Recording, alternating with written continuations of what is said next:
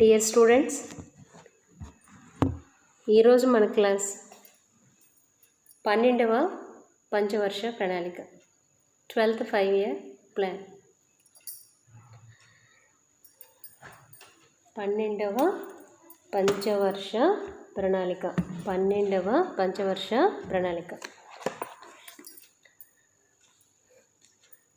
12వ పంచవర్ష ప్రణాళిక 2012-2017 మధ్య కాలానికి సంబంధించింది.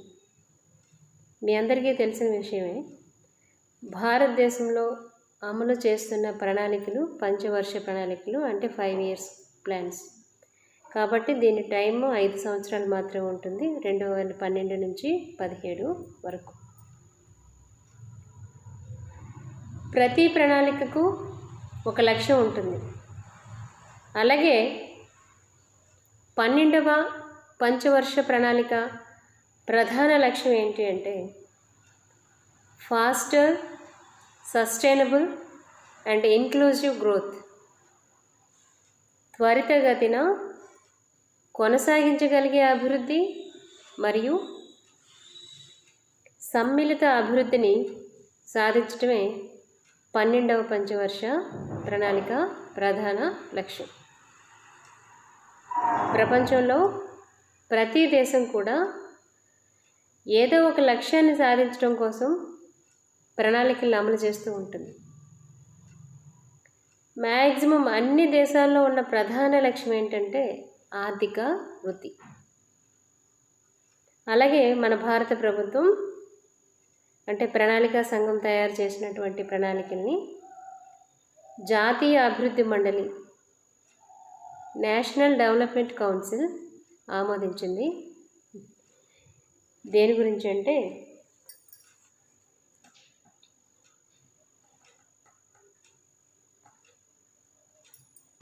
ఫాస్టర్,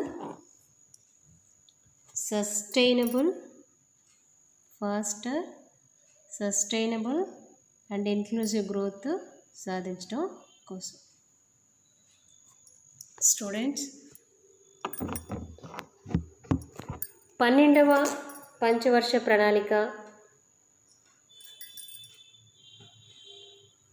మొత్తం పెట్టుబడి టోటల్ ప్లాన్ ఎక్స్పెండిచర్ ఎంత అంటే 80,50,123 కోట్లు. 80,50,123 కోట్లు. అందులో కేంద్ర ప్రభుత్వం వాటా 43,000 కోట్లు. రాష్ట్ర ప్రభుత్వాలు అంటే వాటా మీన్స్ పెట్టుబడి పెట్టాల్సింది. రాష్ట్ర ప్రభుత్వాలు, యూనియన్ టెరిటరీస్ అన్నీ కలుపుకొని 37,000 కోట్లు. అలాగే బడ్జెటరీ సపోర్టు 35,000 కోట్లు. ఏది ఏమైనప్పటికీ ఈ లక్ష్యాన్ని సాధించడం కోసం కేటాయించిన మొత్తం అమౌంట్ ఎంత అంటే 80,50,123 కోట్లు. ఇందాకే మనం చెప్పుకున్నాం, ఇవన్నీ కూడా ఖర్చు పెట్టి ఏం సాధించాలనుకున్నారు? సస్టైనబుల్ డెవలప్మెంట్ అండ్ ఇన్క్లూజివ్ గ్రోత్ని సాధించాలనుకున్నారు. సమ్మిళిత వృద్ధి మరియు కొనసాగించగలిగే అభివృద్ధి. అయితే స్టూడెంట్స్, ఇక్కడ మీరు తెలుసుకోవాల్సింది ఏంటంటే సమ్మిళిత వృద్ధి అంటే ఏంటి? Equal opportunities and equal sharing to all economic participants. మొత్తం ఆర్థిక వ్యవస్థలో అందరికీ సమాన అవకాశాన్ని కల్పించడం, సమానంగా పంపిణీ చేయటం. అట్ ద సేమ్ టైం కొనసాగించగలిగే అభివృద్ధి అంటే ఏంటంటే meets the needs of present generation without compromising the needs of future generation. అంటే అర్థం ఏంటంటే ప్రస్తుత తరం వారు తమ అవసరాలను తీర్చుకుంటూ భవిష్యత్తు తరాల వారి అవసరాలను దెబ్బతీయకుండా, భవిష్యత్తు తరాల వారి అవసరాలని దెబ్బతీయకుండా ఈ భూప్రపంచాన్ని భవిష్యత్ తరాల వారికి ఇలాగే అందించడాన్ని మనం ఏమని పిలుస్తామంటే కొనసాగించగలిగే అభివృద్ధి అంటారు. అన్ని రంగాలని అభివృద్ధి చెందిస్తూ అన్ని రంగాల్లో ఉన్న ప్రజల జీవన ప్రమాణాన్ని పెంపొందిస్తూ మొత్తం జాతీయ సంపదని అన్ని వర్గాల వారికి సమానంగా పంపిణీ అయ్యేలాగా చూడటాన్ని సమ్మిళిత వృద్ధి అని అంటారు. ఎట్ ద సేమ్ టైం ఈ భూప్రపంచాన్ని ఇదే స్థితిలో భవిష్యత్ తరాల వారికి అప్పగిస్తూ తమ అవసరాలని తీర్చుకోవడాన్ని ఏమంటారంటే కొనసాగించగలిగే అభివృద్ధి అని అంటారనమాట.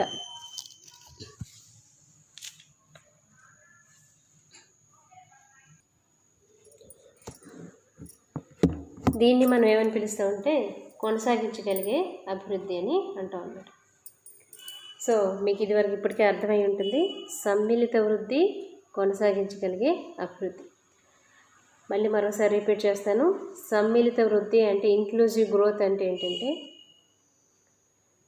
అన్ని రంగాల్ని అభివృద్ధి చెందిస్తూ అన్ని రంగాల్లో ఉన్నటువంటి ప్రజల ఆదాయాలను పెంపొందిస్తూ మొత్తం జాతీయ సంపదని అందరికీ సమానంగా పంపిణీ అయ్యేలాగా చూడటం. ఇది మన రాజ్యాంగంలోనే ఉంది. సోషలిస్టిక్ ప్యాటర్న్ ఆఫ్ సొసైటీ, సామ్యవాద సమసమాజ నిర్మాణం అంటే ఏంటి?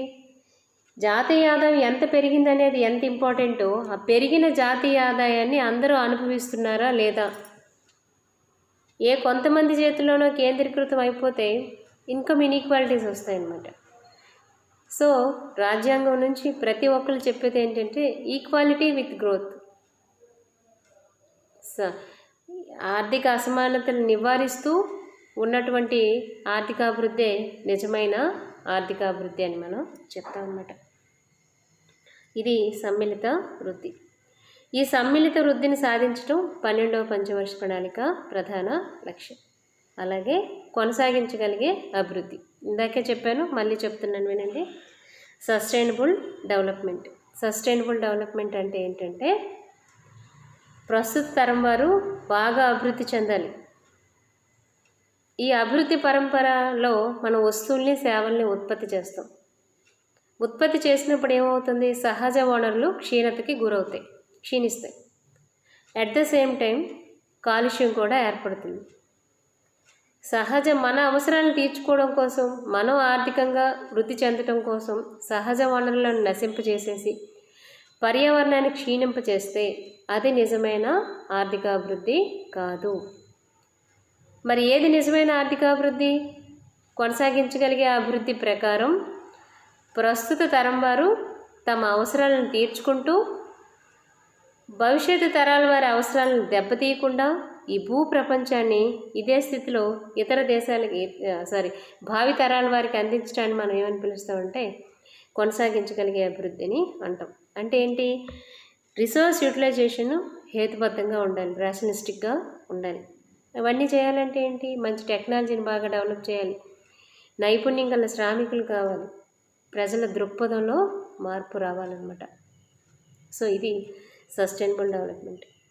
అయితే భారత ప్రభుత్వం కొనసాగించగలిగే అభివృద్ధి కోసం, తర్వాత సమ్మిళిత వృద్ధి కోసం, ఈ రెండింటిని సాధించడం కోసం 25 కోర్ ఇండికేటర్స్ని ఐడెంటిఫై చేయడం జరిగిందనమాట. 25 కోర్ ఇండికేటర్స్ని ఐడెంటిఫై చేయడం జరిగింది. ఈ కోర్ ఇండికేటర్స్ అంటే ఏంటి?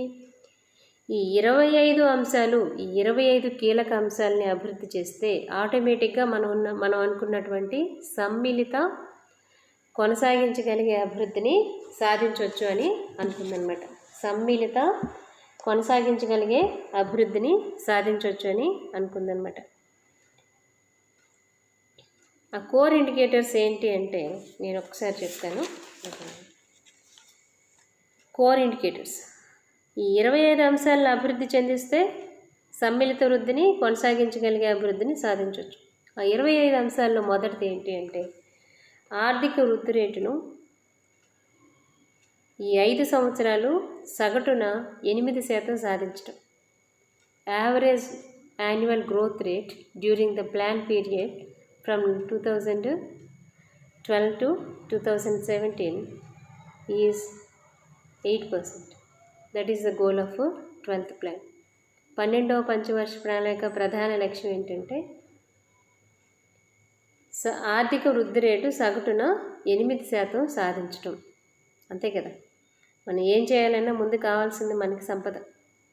వస్తువులను సృష్టించి బయట మార్కెట్లో, ప్రపంచ మార్కెట్లో, ఇంటర్నేషనల్ మార్కెట్లో అమ్మితేనే మనకు ఫారిన్ కరెన్సీ వస్తుంది. వస్తువుల్ని సేవల్ని సృష్టిస్తేనే వినియోగదారులు, దేశంలో ఉన్నటువంటి వ్యక్తులకి వినియోగం అనేది పెరుగుతుంది.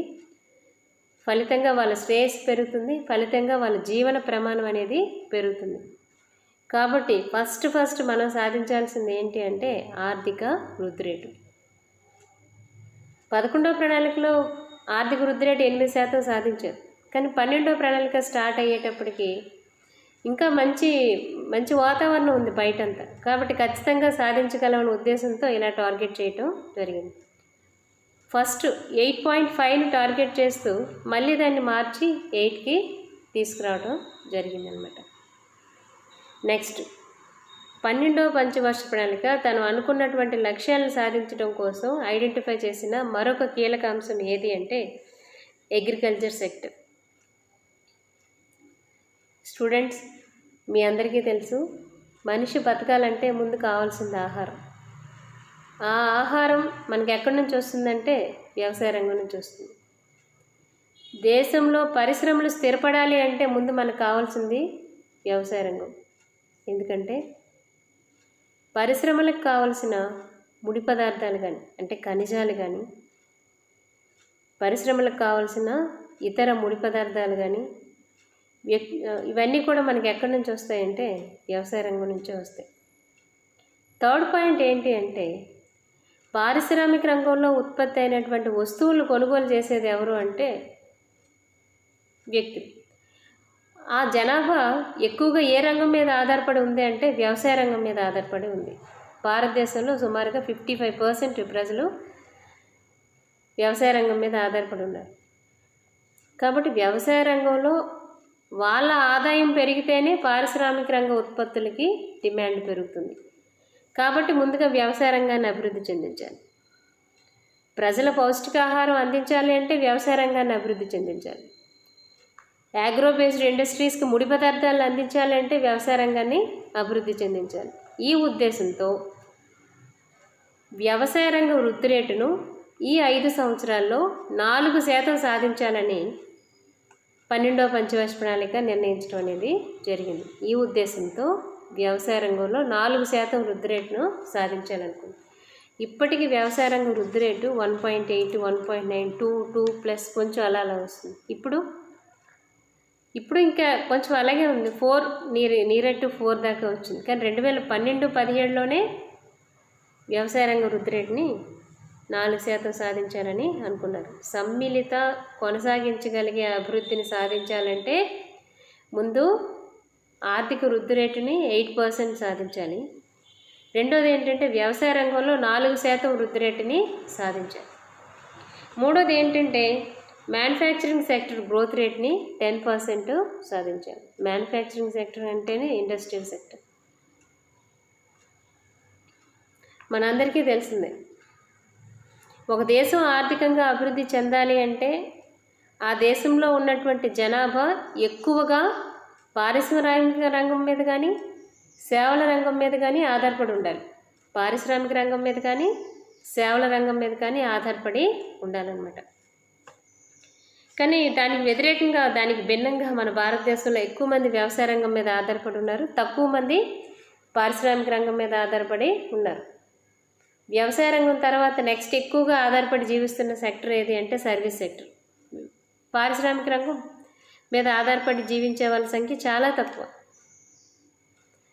కాబట్టి ఈ వ్యవసాయ రంగంలో ఉన్నటువంటి మిగులు శ్రామికుల్ని మనం వ్యవసాయేతర రంగాలకు తరలించాలి అంటే ముందు పరిశ్రమల అభివృద్ధి చెందించాలి. First point. అంతేకాకుండా దేశానికి కావాల్సినటువంటి అంటే దేశ అభివృద్ధికి తోడ్పడడానికి అవసరమైనటువంటి యంత్రాలు, యంత్ర పరికరాలు, టెక్నాలజీ ఇవన్నీ కూడా మ్యానుఫ్యాక్చరింగ్ సెక్టర్ మీదే డిపెండ్ అయి ఉంటుంది అన్నమాట. కాబట్టి 12వ పంచవర్ష ప్రణాళికలో పారిశ్రామిక రంగ వృద్ధి రేటు 10% సాధించాలని లక్ష్యంగా పెట్టుకోవడం అనేది జరిగిందనమాట. పారిశ్రామిక రంగ వృద్ధి రేటు 10% పెట్టుకోవాలని లక్ష్యంగా పెట్టుకోవాలని 10% సాధించాలని లక్ష్యంగా పెట్టుకోవడం జరిగింది. చాలామంది ఆర్థికవేత్తలు ఏం చెప్తారంటే, ఏ దేశంలో ఎక్కువ మంది ప్రజలు పారిశ్రామిక రంగం, సేవల రంగం మీద ఆధారపడి ఉంటారో ఆ దేశం త్వరగా అభివృద్ధి చెందుతుంది. మీరు ఇప్పుడు ఎగ్జాంపుల్స్ తీసుకుంటే డెవలప్డ్ కంట్రీస్ అయినటువంటి అమెరికా తీసుకోండి, ఆస్ట్రేలియా తీసుకోండి, కెనడా తీసుకోండి. ఎలాంటి డెవలప్డ్ కంట్రీస్ తీసుకుంటే అక్కడ 2 or 3% మాత్రమే అగ్రికల్చర్ సెక్టర్ మీద డిపెండ్ అయి ఉంటారు. రిమైనింగ్ 98% ఏమో పారిశ్రామిక రంగం మరియు సేవల రంగం మీద ఆధారపడి ఉంటారనమాట. అందుకే వాళ్ళు త్వరగా అభివృద్ధి చెందుతున్నారు. కానీ మనం ఎక్కువ మంది వ్యవసాయ రంగం మీద ఆధారపడటం వల్ల, వ్యవసాయ రంగంలో డిమినిషింగ్ రిటర్న్స్ రావటం వల్ల, క్షీణ ప్రతిఫలాలు రావటం వల్ల ప్రజల ఆదాయం తక్కువగా ఉంటుంది, వాళ్ళు పేదరికంలోనే ఉంటున్నారనమాట. కాబట్టి పారిశ్రామిక రంగాన్ని త్వరగా అభివృద్ధి చెందించాలని పారిశ్రామిక రంగంలో 10% వృద్ధి రేటును సాధించాలని 12వ పంచవర్ష ప్రణాళిక లక్ష్యంగా పెట్టుకోవడం జరిగిందనమాట. నెక్స్ట్ వచ్చేసి ఏంటంటే head count ratio of consumption poverty to be reduced by 10%. భారతదేశంలో పేదరికం గురించి మనం చెప్పక్కర్లేదు. ఎందుకంటే స్వాతంత్రానికి ముందు, స్వాతంత్రం వచ్చిన తొలి రోజుల్లో 1980s వరకు భారతదేశంలో పేదరికం 30-40%, ఒక్కొక్కసారి 60, మొదట్లో అయితే 60% ఉండేది, 30-40% వరకు కూడా ఉండేది. 1980s తర్వాత స్లోగా పేదరికపు శాతం తగ్గుతూ వచ్చిందనమాట. ఇప్పుడైతే 13-11 ఆ మధ్యలో ఉంది. కానీ 12వ పంచవర్ష ప్రణాళికలో పేదరికాన్ని 10% తగ్గించాలని లక్ష్యంగా పెట్టుకుంది. పేదరికాన్ని 10% తగ్గించాలని లక్ష్యంగా పెట్టుకుంది. స్టూడెంట్స్, ఇవన్నీ దేనికోసం? ప్రణాళిక భారత ప్రభుత్వం అనుకున్నట్టుగా faster, sustainable and inclusive growth, త్వరితగతిన కొనసాగించగలిగే అభివృద్ధి మరియు సమ్మిళిత అభివృద్ధి, వీటిని సాధించడం కోసం 25 కోర్ సెక్టర్స్ని ఐడెంటిఫై చేయడం జరిగింది. 25 కోర్ ఇండికేటర్స్ని ఐడెంటిఫై చేస్తుంటే ఆ 25 కోర్ ఇండికేటర్స్ గురించి ఇక్కడ మనం వాటిలో కొన్నింటి గురించి మనం ఇక్కడ మాట్లాడుకుంటున్నాం అనమాట. మీరు ఒక్కసారి ఈ స్లైడ్లో చూడొచ్చు. కోర్ ఇండికేటర్స్ అనేది ఒక స్లైడ్లో కొన్ని మాత్రం ఉన్నాయి, ఇంకో స్లైడ్లో మరికొన్ని ఉంటాయి.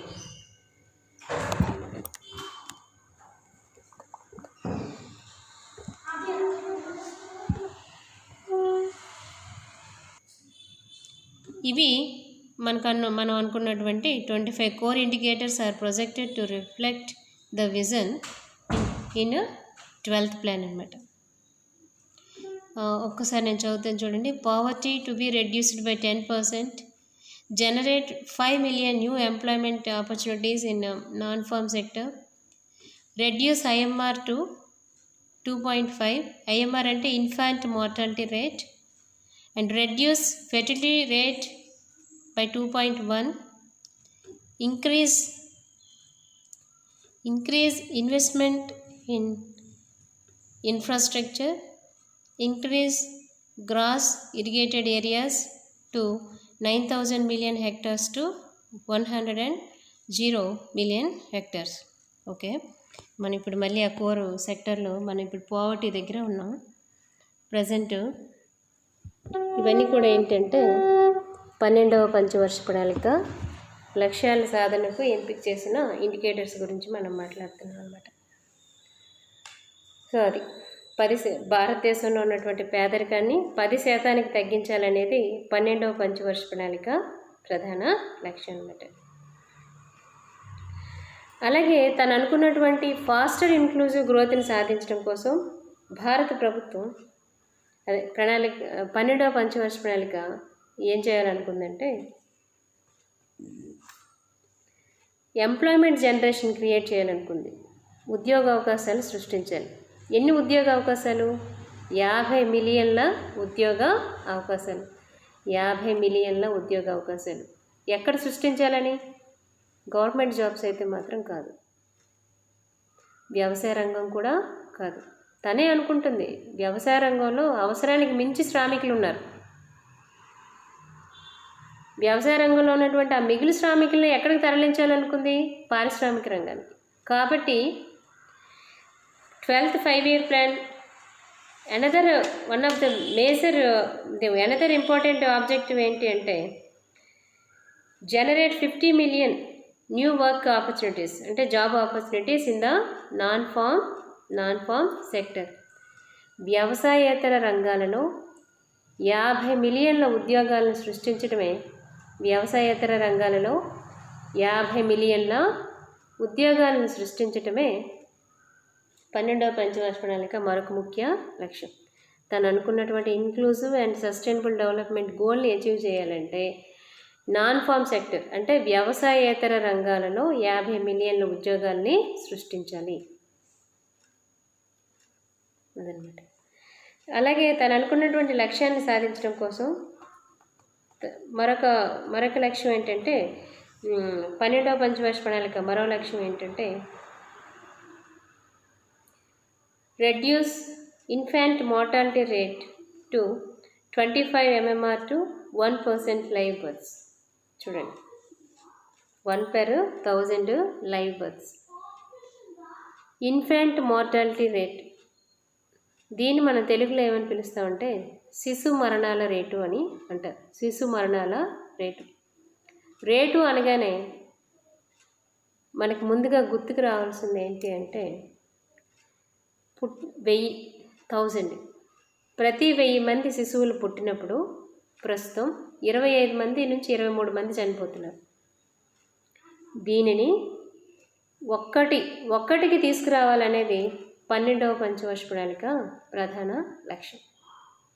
అయితే ఆర్థికాభివృద్ధికి శిశు మరణాల రేటుకి ఏంటి సంబంధం? ఖచ్చితంగా సంబంధం ఉంది. ఒక దేశ ఆర్థికాభివృద్ధి అనేది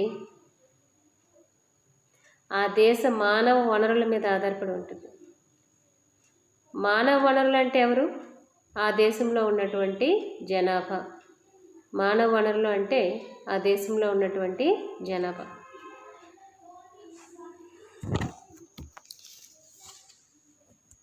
స్టూడెంట్స్ చూడండి, ఇక్కడ మీకు మరికొన్ని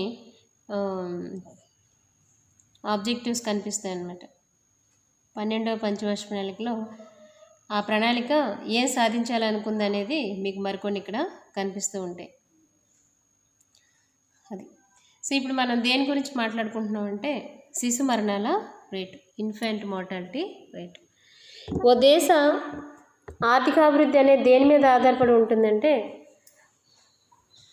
ఆ దేశ జనాభా అంటే మానవ వనరుల మీద ఆధారపడి ఉంటుంది. పుట్టే ప్రతి బిడ్డ ఆరోగ్యంగా పుడుతూ ఒక వయసు దాటిన తర్వాత అంటే 15 సంవత్సరాలు దాటిన తర్వాత ఆర్థిక కార్యకలాపాల్లో పాలు పంచుకుంటే అది మంచిది. అలా కాకుండా పుట్టే ప్రతి బిడ్డ అనారోగ్యంతోనో అంగవైకల్యంతోనో పుడితే ఆ దేశానికి భారం తప్ప ఎలాంటి ఉపయోగం లేదు. కాబట్టి మానవ వనరులు అనేవాళ్ళు ఆరోగ్యంగా ఉండి మంచి వికాసవంతమైనటువంటి బ్రెయిన్ ఉండి మంచి దృక్పథంతో ఉన్నప్పుడు మాత్రమే దేశం త్వరగా అభివృద్ధి చెందుతుంది. ప్రజల దృక్పథం మంచిగా ఉండాలి, వాళ్ళ మానసిక వికాసం కూడా బాగుండాలి, అట్ ద సేమ్ టైం వాళ్ళ శారీరక శక్తి కూడా బాగుండాలి. ఈ మూడు ఉన్నప్పుడు ఆ దేశం త్వరగా అభివృద్ధి చెందుతుంది. కాబట్టి వీటిని సాధించాలి అంటే శిశువు గర్భంలో ఉన్నప్పటి నుంచే కేర్ తీసుకోవాలన్నమాట. ఈ ఉద్దేశంతోనే ప్రభుత్వం అనేక రకాలైనటువంటి పథకాలు చేపట్టి ప్రసూతి మహిళలకి పౌష్టికాహారాన్ని ఇస్తుంది. ఈ డెలివరీ అనేది హాస్పిటల్లో జరిగేలాగా చూస్తుంది. బిడ్డ పుట్టిన తర్వాత కూడా అతనికి వ్యాక్సినేషన్ లాంటి చికిత్సలు ఇవ్వటం అనేది జరుగుతూ పుట్టిన పిల్లలకు కూడా మంచి పౌష్టికాహారాన్ని అందిస్తుంది అన్నమాట. సో ఈ విధంగా చేస్తూ శిశు మరణాల రేటు ఇప్పటి వరకు 25గా ఉంది. దీన్ని 1కి తగ్గించాలి అనేది 12వ పంచవర్ష ప్రణాళిక ప్రధాన లక్ష్యం అన్నమాట. మరి నెక్స్ట్ 12వ పంచవర్ష ప్రణాళిక మరికొన్ని లక్ష్యాలు చూద్దాం. అదేంటి అంటే TFR, reduce TFR to 2.1. Reduce TFR to 2.1. టిఎఫ్ఆర్ని 2.1కి తగ్గించడం, టోటల్ ఫెర్టిలిటీ రేట్. స్టూడెంట్స్, మన భారతదేశంలో ప్రస్తుతం ఈ టోటల్ ఫెర్టిలిటీ రేటు, సంతానోత్పత్తి రేటు 3.3గా ఉంది. దీన్ని 2.1కి తగ్గించాలనుకుంది. కారణం ఏంటి? సంతానోత్పత్తి రేటు ఎక్కువగా ఉంటే ఎక్కువ మంది పిల్లలు కనే అవకాశం ఉంటుంది. ఎక్కువ మంది పిల్లలు కనటం వల్ల ఏమవుతుంది? జనాభా పెరిగిపోతుంది. ఈ పెరుగుతున్నటువంటి జనాభాకి అవసరమైనటువంటి ఆహార ధాన్యాలు అందించడం, అవసరమైనటువంటి కనీస అవసరాలను అందించడం, అవసరమైనటువంటి ఉద్యోగ అవకాశాలు కల్పించడం చాలా కష్టం. కాబట్టి జనాభా అనేది ఒక స్థిర వృద్ధి రేటుని సాధిస్తూ ఎక్కడో దగ్గర కొంచెం ఫిక్స్ అవ్వాలనేది ప్రభుత్వం యొక్క లక్ష్యం. దీన్ని సాధించడం కోసం భారత ప్రభుత్వం ఏం చేసిందంటే ఈ టోటల్ ఫెర్టిలిటీ రేట్ని 2.1కి తగ్గించాలని 12వ ప్రణాళికలో నిర్ణయించింది. మీ అందరికీ తెలిసిందే, జనాభా పెరిగితే దాన్ని ఏమంటారంటే జనాభా విస్ఫోటనం లేదా పాపులేషన్ ఎక్స్‌ప్లాయిటేషన్ అని అంటారు. అది అణుబాంబు కంటే ప్రమాదం. దీన్ని కంట్రోల్ చేయాల్సిన అవసరం ఉందన్నమాట. కాబట్టి మనం త్వరిత ఆర్థికాభివృద్ధిని సాధించాలి అంటే జనాభాని నియంత్రణ చేయాలి అంటే టోటల్ ఫెర్టిలిటీ రేట్ని 2.1కి తగ్గించాలన్నమాట. అది నెక్స్ట్ వచ్చేసి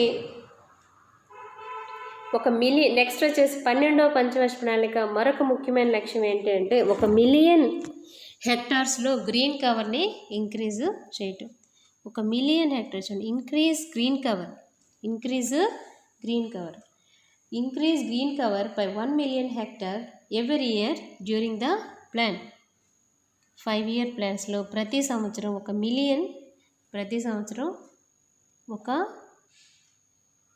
ఒక మిలియన్ హెక్టార్లో గ్రీన్ కవర్ని పెంపొందించడం అనమాట. అంటే ఏంటి? కాలుష్యం నివారించడం. అంటే ఏంటి? కాలుష్యాన్ని నివారించడం. కాలుష్యాన్ని నివారించాలా లేదా? నివారించాలి. కాలుష్యానికి ఆర్థిక అభివృద్ధికి చాలా దగ్గర సంబంధం ఉంది. కాలుష్యం ఎక్కువైతే ప్రజలు అనారోగ్యానికి గురవుతారు. అనారోగ్యానికి గురైతే అతను పనిచేసే శక్తి తగ్గిపోతుంది. ఫలితంగా అతని ఆదాయం తగ్గిపోతుంది. అతడు పేదవాడు మరింత పేదరికానికి గురయ్యే అవకాశం ఉంటుంది. సెకండ్ ఆస్పెక్ట్ తీసుకుంటే, రెండో రకంగా చూస్తే కాలుష్యం ఎక్కువైతే వర్షాలు సకాలంలో కురవు. వర్షాలు ఎప్పుడైతే సకాలంలో కురవలేదో వ్యవసాయ రంగం దెబ్బతింటుంది. దేశంలో ఎక్కువ మంది ప్రజలు వ్యవసాయ రంగం మీద ఆధారపడి ఉన్నారు కాబట్టి వ్యవసాయ రంగం దెబ్బతింటే ఏమవుతుంది? ఎక్కువ మంది ప్రజల ఆదాయాలు తగ్గుతాయి. ఎప్పుడైతే ఎక్కువ మంది ప్రజల ఆదాయాలు తగ్గాయో దాని ఎఫెక్ట్ మిగతా 2 రంగాల మీద, అంటే పారిశ్రామిక రంగం మీద ఉంటుంది, సేవల రంగం మీద కూడా ఉంటుంది. ఒక్క ఆర్థిక పరంగా కాకుండా ఆరోగ్యపరంగా ఇంక ఏ విధంగా తీసుకున్నా కూడా కాలుష్యాన్ని తగ్గించాలి. ఈ గ్రీన్ హౌసెస్ ఎఫెక్ట్ని, ఈ హరిత వాయువుల ప్రభావాన్ని తగ్గించాలన్నమాట. గ్రీన్ హౌస్ ఎఫెక్ట్ని తగ్గించి కాలుష్యాన్ని నివారించి మంచి వాతావరణం ఏర్పాటు చేయాలి. 1 మిలియన్ హెక్టార్స్లో గ్రీన్ కవర్ని బాగా ఇంప్రూవ్ చేయాలి, ఓజోన్ని కరెక్ట్గా ఇంప్రూవ్ చేయాలనేది 12వ పంచవర్ష ప్రణాళిక మరొక ముఖ్యమైన లక్ష్యం అన్నమాట. అలాగే 12వ పంచవర్ష ప్రణాళిక మరొక ముఖ్యమైన లక్ష్యం ఏంటంటే access banking services to 90% house holds. Access banking services to 90% house holds అన్నమాట. మీ అందరికీ తెలియంది ఏముంది? ఆర్థిక అభివృద్ధిలో కీలక పాత్ర పోషించేవి ఏవి అంటే బ్యాంకులు. అవునా కదా? ఎందుకంటే ప్రతి వ్యక్తి కానీ ప్రతి సంస్థను కానీ తీసుకుంటే వాళ్ళ ఆదాయం చాలా తక్కువగా ఉంటుంది.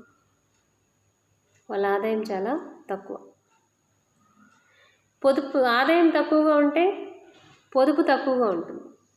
పొదుపు తక్కువగా ఉంటే పెట్టుబడి పెట్టడానికి ఏమీ ఉండదు. అప్పుడు మనం ఏదైనా ఒక బిజినెస్ని స్టార్ట్ చేయాలంటే ఏం చేస్తాం? బ్యాంకుల్ని అప్రోచ్ అవుతాం. అది వ్యవసాయ రంగమైనా అవ్వచ్చు, పారిశ్రామిక రంగమైనా అవ్వచ్చు, సేవల రంగమైనా కావచ్చు అన్నమాట. సో ఇలా దేశ ఆర్థికాభివృద్ధి ఎవరి చేతిలో ఉందంటే బ్యాంకర్స్ చేతిలో ఉంది. కాబట్టి దేశంలో 90% ఆఫ్ ది పీపుల్కి బ్యాంక్ అకౌంట్స్ ఓపెన్ చేసేసి బ్యాంకింగ్ సర్వీస్తో వాళ్ళు ఇంటరాక్ట్ అయ్యేలాగా చేస్తే చాలా తొందరగా మనం అభివృద్ధి సాధించడానికి అవకాశం ఉంటుంది. ఎందుకంటే బ్యాంకులు సృష్టించినటువంటి క్రెడిట్ క్రియేషను మనకి అది ఇన్వెస్ట్మెంట్గా ఉంటుందన్నమాట. మనం పెట్టుబడి పెట్టడానికి అవసరమైనటువంటి డబ్బు మనకి ఎక్కడి నుంచి వస్తుందంటే బ్యాంకులు ఏం చేస్తాయి? అందరూ తన దగ్గర సేవింగ్ చేసుకున్న మొత్తాన్ని పెట్టుబడిగా మారుస్తాయి. అట్ ద సేమ్ టైం తను కూడా పరపతిని సృష్టిస్తుంది అనమాట. ఈ 2 విధాలుగా చేసి ఇన్వెస్ట్మెంట్ని సృష్టిస్తుంది, పెట్టుబడిని సృష్టిస్తాయి అన్నమాట. కాబట్టి బ్యాంకింగ్ హ్యాబిట్స్ని ఇంప్రూవ్ చేయటం అనేది 12వ పంచవర్ష ప్రణాళిక ముఖ్య లక్ష్యం అనమాట. అయితే ఆ లక్ష్యం ఎట్లా ఉంది? లక్ష్యం ఎట్లా ఉందంటే increase access banking services to 90% house holds, provide access to banking services to 90% Indian house hold by the end of the plan. దేశంలో ఉన్నటువంటి 90% గృహస్థులకి బ్యాంకింగ్ సర్వీసెస్ పట్ల మొత్తం అందరికి బ్యాంక్ అకౌంట్లు ఉండాలి, అవగాహన కల్పించాలనేది 12వ పంచవర్ష ప్రణాళిక లక్ష్యం అన్నమాట. అలాగే 12వ పంచవర్ష ప్రణాళిక మరొక ముఖ్యమైన లక్ష్యం ఏంటి అంటే వ్యవసాయ రంగానికి నీటిపారుదల సౌకర్యాల్ని పెంపొందించడం, అంతేకాకుండా ఎక్స్టెన్షన్ ఆఫ్ గ్రీన్ రెవల్యూషన్, హరిత విప్లవాన్ని కొనసాగించడం అన్నమాట. భారతదేశంలో 1960స్లో 60వ దశాబ్దంలో 65, 66, 64 నుంచి హరిత విప్లవం మొదలైంది. ప్రభుత్వం ఎక్కడ హరిత విప్లవం అని పేరు పెట్టలేదు, కానీ మనం సాధించిన విజయాలను అందరూ కూడా దీన్ని గ్రీన్ రెవల్యూషన్గా పిలవటం జరిగింది. ఫస్ట్ ఇంటెన్సివ్ ఏరియా ప్రోగ్రామ్, తర్వాత ఇంటెన్సివ్ డిస్ట్రిక్ట్ ప్రోగ్రామ్స్, తర్వాత high yielding varieties of seeds, పెస్టిసైడ్స్ని వాడటం, తర్వాత ఏంటంటే ఎరువులను వాడటం, వ్యవసాయ రంగంలో టెక్నాలజీని ప్రవేశపెట్టడం, నీటిపారుదల సౌకర్యాలను పెంపొందించడం, ఇవన్నీ కూడా హరిత విప్లవంలో భాగంగా పిలుస్తాం అన్నమాట. దీని ఫలితాలు మనం చాలా వరకు సాధించాం. ఎట్లా అంటే మనం అందుకున్నాం, దీని ఫలాలను మనం తీసుకున్నాం. ఎట్లా అంటే మనం స్వాతంత్రం వచ్చిన తొలి రోజుల్లో 1960s, 70sలో కూడా మనం గోధుమల్ని, బంగాళదుంపల్ని, నూనె గింజలు, ఎడిబుల్ ఆయిల్స్ని అన్నిటిని ఇతర దేశాల నుంచి దిగుమతి చేసుకునేవాళ్ళం. అలాంటిది ఈరోజు మనం 250 మిలియన్ టన్నుల ఆహార ధాన్యాలను ఉత్పత్తి చేస్తున్నాం. ఎడిబుల్ ఆయిల్స్ని మన దేశంలోనే తయారు చేసుకుంటున్నాం. వెజిటబుల్స్, ఫ్రూట్స్, మీరు ఫ్లవర్స్ ఏం తీసుకున్నా, స్పైసెస్ అన్నీ కూడా మనం సెల్ఫ్ సఫిషియెంట్ స్వయం సమృద్ధిని సాధించామంటే దానికి ప్రధాన కారణం ఏంటి అంటే హరిత విప్లవం. ఈ హరిత విప్లవాన్ని అక్కడితో ఆపొద్దు. Implementation of technology, agriculture credit, pesticides, తర్వాత వచ్చేసి ఎరువులు, మేలు రకమైనటువంటి విత్తనాలు, నీటిపారుదల సౌకర్యాల కల్పన, ఇవన్నీ కూడా ఆపకుండా ఇంకా కొనసాగించాలనేది 12వ పంచవర్ష ప్రణాళిక మరొక ముఖ్యమైన లక్ష్యం అన్నమాట. అలాగే 12వ పంచవర్ష ప్రణాళిక మరొక ముఖ్యమైన లక్ష్యం ఏంటంటే revamping national food security mission అన్నమాట. Revamping national food security mission. Food security, ఆహార భద్రత అంటే ఏంటంటే దేశంలో ప్రతి ఒక్క వ్యక్తి ఆకలితో ఉండకూడదు, పౌష్టికాహార లోపంతో ఉండకూడదు. గర్భంలో ఉన్న శిశువు దగ్గర నుంచి ముసలయ్యే వరకు ప్రతి ఒక్కరికి కూడా ఆహార భద్రత కల్పించడం అనేది మన భారత ప్రభుత్వం తీసుకున్న నిర్ణయం. ఆహార భద్రతను ఎట్లా కల్పిస్తున్నారు? మీకు బెస్ట్ ఎగ్జాంపుల్ ఏంటంటే సివిల్ సప్లైస్ ద్వారా మీకు ₹1 కిలో బియ్యం, అప్పుడప్పుడు పప్పులు, నూనెలు, బెల్లం ఇలాంటివి కూడా మీకు ఇస్తున్నారు. బట్టలు కూడా ఇస్తున్నారు. ఈ ఫుడ్ సెక్యూరిటీని మరింత డెవలప్ చేయాలనేది అలాగే పుట్టే తల్లి కడుపులో ఉంటుండగానే అంగన్వాడీ కేంద్రాల ద్వారా పౌష్టికాహారాన్ని అందిస్తున్నారు, గుడ్డు పాలు. చిన్న పిల్లలకు కూడా పౌష్టికాహారాన్ని అందిస్తున్నారు, అక్కడే చదువుకునేలాగా మైండ్ మెచ్యూరిటీ జరిగేలాగా కూడా చూస్తున్నారు. స్కూల్స్లో మధ్యాహ్న భోజనం పథకం ఇప్పుడిప్పుడే దాన్ని ఇంటర్ డిగ్రీ కూడా దాన్ని ఇంప్లిమెంట్ చేయడం కోసం ప్రభుత్వం ఆలోచిస్తుంది. సో ఇవన్నీ ఏంటంటే ఫుడ్ సెక్యూరిటీలో భాగం. దీన్ని మరింత బలోపేతం చేయాలనేది భారత ప్రభుత్వం యొక్క మరొక లక్ష్యం అన్నమాట. నెక్స్ట్ ఏంటంటే strengthening of infrastructure with active cooperation of private sector. Strengthening of infrastructure. ఇన్ఫ్రాస్ట్రక్చర్ని మనం తెలుగులో ఏమని పిలుస్తామంటే అవస్థాపన సౌకర్యాలు అని అంటారు. అవస్థాపన సౌకర్యాలు అంటే ఏంటి?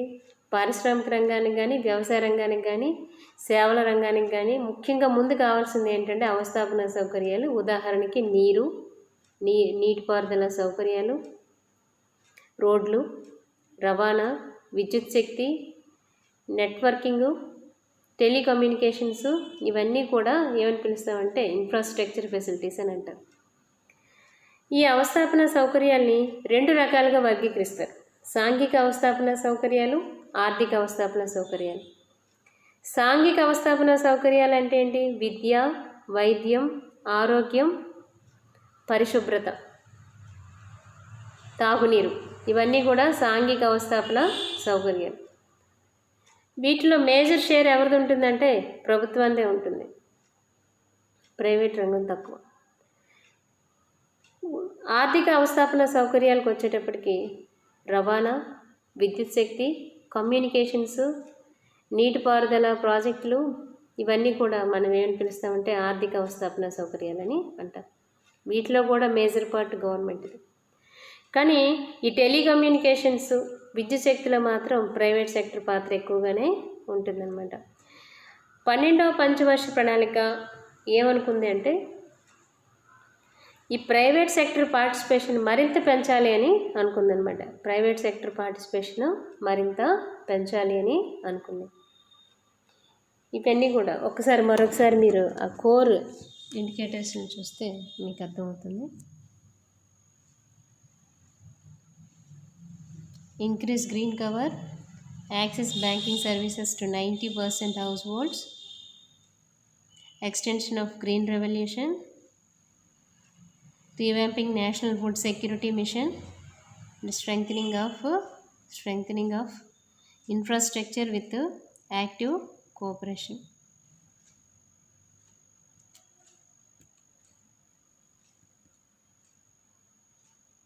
Dear students, ఇవన్నీ కూడా 12వ పంచవర్ష ప్రణాళిక లక్ష్యాలు.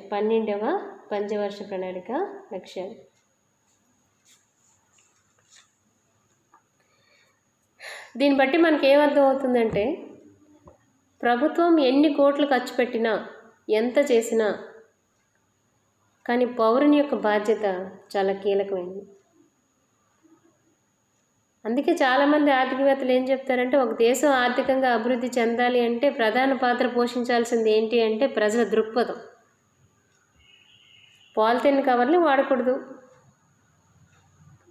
అనవసరంగా తడి చెత్తను వేరు చేయాలి, పొడి చెత్తను వేరు చేయాలి, రిసోర్స్ని వేస్ట్ చేయకూడదు, అనవసరంగా టైంపాస్ చేసి మ్యాన్ పవర్ని అసలే వేస్ట్ చేయకూడదు, టెక్నాలజికల్ స్కిల్స్ నేర్చుకోవాలి, నేను దేనికి సూట్ అవుతాను,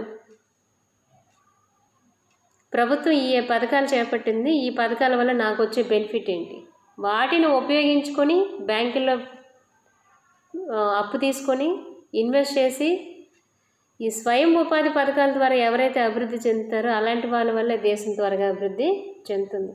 ఎందుకంటే పెద్ద పెద్ద పరిశ్రమలు పెట్టుబడి పెట్టే శక్తి ప్రభుత్వానికి ఎక్కువగా ఉండదు. మూలధనం కొరత సతమతం అవుతాయి భారతదేశం లాంటి అభివృద్ధి చెందుతున్న దేశాలు. పర్యావరణాన్ని పరిరక్షించడం మన చేతుల్లోనే ఉంది, తొందరగా అభివృద్ధి సాధించడం కూడా మన చేతుల్లోనే ఉందన్నమాట. ప్రభుత్వం ఎన్ని లక్షల కోట్లు బయట ప్రవేశపెట్టినా కానీ citizen participation plays a crucial role in economic development. కాబట్టి ఇవన్నీ దృష్టిలో ఉంచుకొని 12వ పంచవర్ష ప్రణాళిక చదవండి. 12వ పంచవర్ష ప్రణాళిక తరువాత ఇంకో ప్రణాళిక ఇంకా ప్రవేశపెట్టలేదు. కారణం ఏంటంటే బీజేపీ గవర్నమెంట్ అధికారంలోకి వచ్చిన తర్వాత ప్రణాళిక సంఘాన్ని రద్దు చేసింది. ప్రణాళికా సంఘం స్థానంలో నీతి ఆయోగ్ని ఏర్పాటు చేసిందనమాట. నీతి ఆయోగ్ ఏం చేస్తుందంటే దానికి ద క్యాప్షనే థింక్ ట్యాంక్. సెంట్రల్ స్టేట్ కోఆపరేటివ్గా కోఆర్డినేట్ చేసుకుంటూ వెళ్ళిపోవాలనే దాని యొక్క ప్రధాన లక్ష్యం.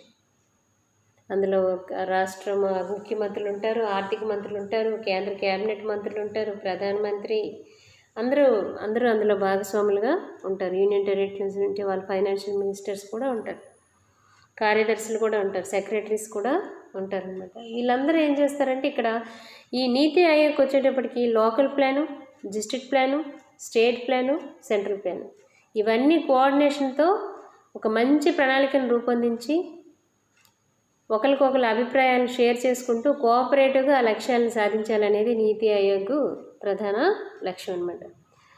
మన సిలబస్లో నీతి ఆయోగ్ కూడా ఉంది. మనం ఇంకో రోజు దాని గురించి కూడా మాట్లాడుకుందాం. Okay, thank you.